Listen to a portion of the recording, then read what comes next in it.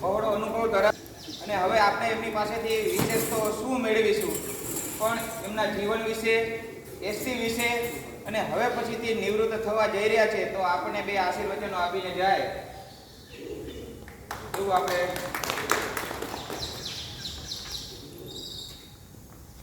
ST depot Dhrangadhra driver conductor તેમજ workshop તેમજ પહેલા મહેમાનો અને આપણા ડેપોમાં તેમજ વિકાસ જોડીદાર બીડીભાઈ દ્વારા આ સૌને કહું છું કે એસટીની નોકરી છે ને કોઈ નોકરી જ નથી.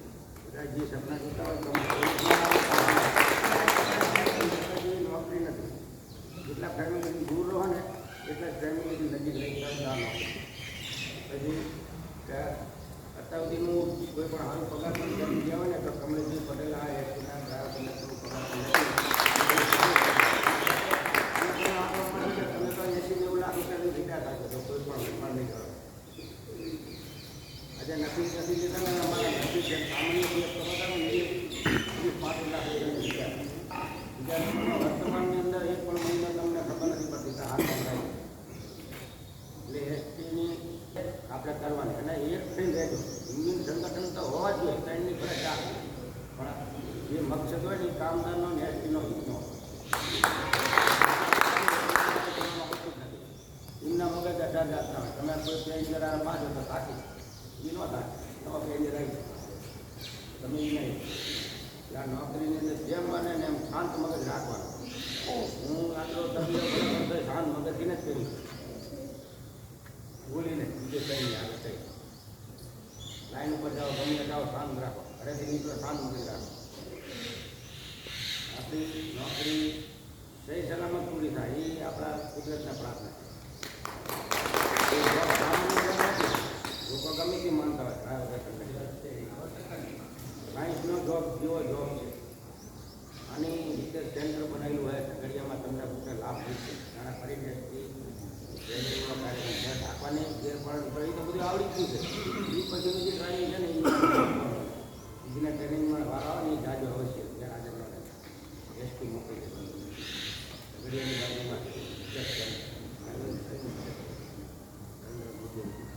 જે કંપનીના નિજાય એની અંદર જે ટ્રેનિંગ આપે ને ટ્રેનિંગ તમારા જીવનમાં 5 જગ્યાએ કામ આપે. એનાથી કેટલા એક્સિડન્ટ થતા બંધ થઈ જાય. કેટલા કઈ જાતના એક્સિડન્ટ જાતના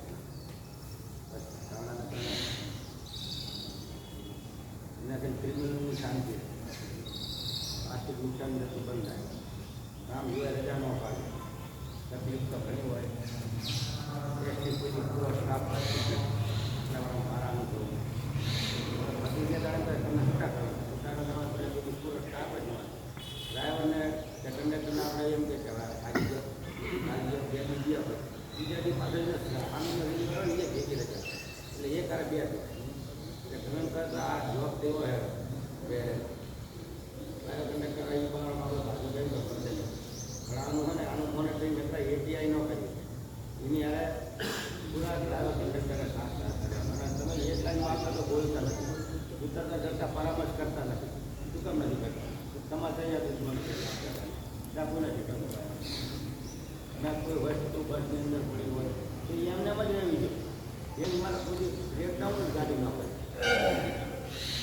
આ રજૂઆત રાખી જોઈને એમના એમની ગાડીમાં તમને એમ લાગે શું કામ લાઈન આવી ગાડી એવું બધા શું કામ ના હોય? આ કોઈ જોડે જ આમાં બધા ભલે ગમે તે નાના મોટા હોય, બાકી બધા હરખા જ છે. કોઈ નાનું મોટું નથી. કોઈ એમ જ કામ કરો કંઈ થાય નહીં થાય કોઈ જે જીવવાનું આવતું નથી. એટલે પછી એટીઆઈ હોય એમ્બ્યુલન્સ હોય કે ગમે તે ગમે આવીને તમને ઓપરેશન આપો તમારું કોઈ ભારણ નાખે આમ કરતો આમ કરતો એ બધું કરવા પડતું તમે એક જ નિયમ રાખવાનું આપણું સલામતી સુરક્ષા મગજમાં રાખવાની. એટલે સંગઠનો તો આખા ગુજરાતમાં છે ત્રણેય યુનિયન પણ છેલ્લે તમારા ને એ ગાળમાં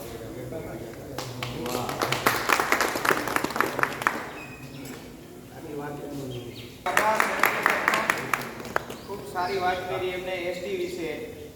આપણી નોકરી જે પ્રકારે ફાળવવામાં આવે છે એટીઆઈ સાહેબ સાથે ઝઘડીને જાઓ વાહન ફાળવવાવાળા હોય એની સાથે ઝઘડીને જાઓ, પણ તમારી બસમાં આવેલા મુસાફર છે એમને ખબર નથી કે તમે શું પરિસ્થિતિથી આ નોકરીમાં આવ્યા છો.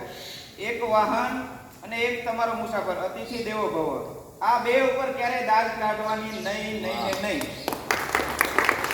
નથી જવું, રજા મૂકી દો. સાહેબને એવું કહો તમે ગેરહાજર લખશો તો ચાલશે, હું એનો ખુલાસો આપી દઈશ, પણ તમારું વાહન અને તમારી મુસાફરો એ તમારું સર્વસ્વ છે. આજ તમે વાહનને બેફિકરાઈથી ચલાવી બગાડી નાખશો, કાલ અને પરમ દિવસે તમારે એ વાહન જ ચલાવવાનું છે. તો આવું બધું ઘણું હોય છે. હવે આપણે કરણ સાહેબને એમના અનુભવો વિશે અને આપણા વચ્ચેથી જે વિદાય લઈ રહ્યા છે, પણ શું આપણને એ આગળ કહેશે એના વિશે થોડું લઈએ પછી આગળ.